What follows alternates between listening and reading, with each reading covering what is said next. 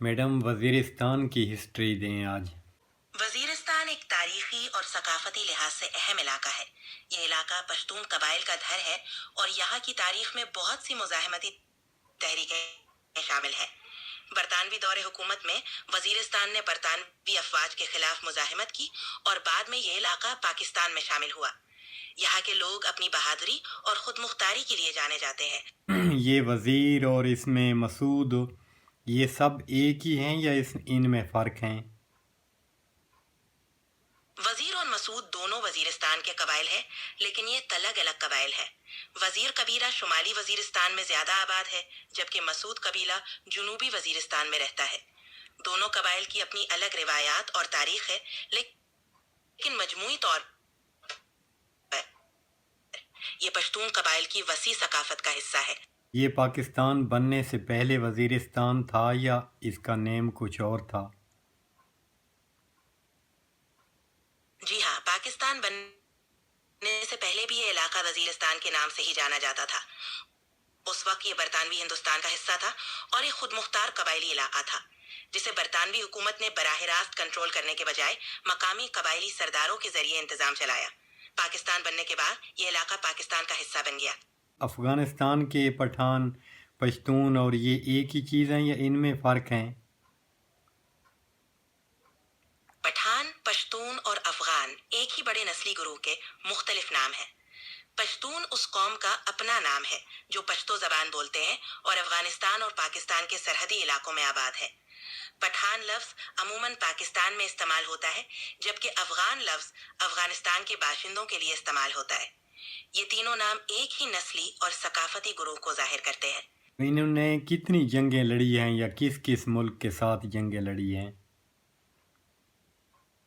پشتون قبائل نے اپنی تاریخ میں کئی جنگیں لڑی ہیں۔ ان میں سے کچھ اہم جنگیں برطانوی راج کے خلاف تھیں، خاص طور پر 19ویں اور 20ویں صدی میں وزیرستان اور دیگر قبائلی علاقوں میں برطانوی فوج کے خلاف مزاحمتی تحریکیں شامل تھیں۔ اس کے علاوہ پشتون قبائل نے افغان جنگوں میں بھی حصہ لیا ہے، جہاں انہوں نے مختلف ادوار میں بیرونی حملہ آوروں کے خلاف جنگیں لڑی۔ یہ قبائل اپنی جنگجو روایات اور بہادری کے لیے مشہور ہیں۔ انہوں نے ایران کے ساتھ بھی کچھ جنگیں لڑی ہیں۔ پشتون قبائل کی ایران کے ساتھ براہ راست بڑی جنگوں کا ذکر تاریخ میں کم ملتا ہے۔ زیادہ تر پشتون قبائل کی مزاحمت برطانوی راج اور دیگر بیرونی حملہ آوروں کے خلاف رہی ہے۔ تاہم سرحدی علاقوں میں چھوٹے پیمانے پر جھڑپیں یا تنازعات ضرور رہے ہوں گے، لیکن یہ بڑے پیمانے کی جنگوں میں تبدیل نہیں ہوئی۔ روس کے ساتھ بھی ان کی جھڑپیں ہوئی ہیں۔ ہاں، پشتون قبائل کی روس کے ساتھ جھڑپیں ہوئی ہیں، خاص طور پر جب سوویت یونین نے 1969 میں افغانستان پر حملہ کیا۔ اس جنگ میں بہت سے پشتون جنگجوؤں نے مجاہدین کے طور پر حصہ لیا اور سوویت افواج کے خلاف لڑے۔ یہ جنگ 10 سال تک جاری رہی اور بالآخر سوویت یونین کی پسپائی پر ختم ہوئی۔ یہ جنگ سرد جنگ کا ایک اہم حصہ تھی اور اس نے عالمی سیاست پر گہرے اثرات مرتب کیے۔ انڈیا کے ساتھ بھی ان کی جھڑپیں ہوئی ہیں۔ پشتون قبائل کی براہ راست بھارت کے ساتھ کوئی بڑی جنگ نہیں ہوئی ہے۔ ان کی زیادہ تر جنگیں اور مزاحمتی تحریکیں برطانوی راج، سوویت یونین اور دیگر بیرونی حملہ آوروں کے خلاف رہی ہیں۔ تو انہوں نے کتنی کو جنگیں جیتی ہیں اور کتنی ہاری ہیں؟ پشتون قبائل نے اپنی تاریخ میں کئی جنگیں لڑی ہیں اور متعدد جنگوں میں کامیاب بھی ہوئے ہیں۔ مثال کے طور پر برطانوی راج کے خلاف مزاحمتی تحریکوں میں پشتون قبائل نے برطانوی افواج کو سخت مزاحمت کا سامنا کروایا۔ سوویت یونین کے خلاف افغان جنگ میں بھی پشتون جنگجوؤں نے اہم کردار ادا کیا اور بالآخر سوویت یونین کو پسپائی اختیار کرنی پڑی۔ تاہم ہر جنگ کی اپنی نوعیت ہوتی ہے اور نتائج مختلف ہوتے ہیں۔ پشتون قبائل کی تاریخ بہادری اور مزاحمت سے بھرپور ہے۔ باقی ان میں کوئی بڑی خوبی بتائیں، مشہور خوبی جو ان میں ہو وہ بتائیں۔ پشتون کمیونٹی کی ایک بڑی خوبی ان کی مہمان نوازی اور بہادری ہے۔ یہ لوگ اپنے مہمانوں کا بہت احترام کرتے ہیں اور ان کی حفاظت کے لیے ہر ممکن کوشش کرتے ہیں۔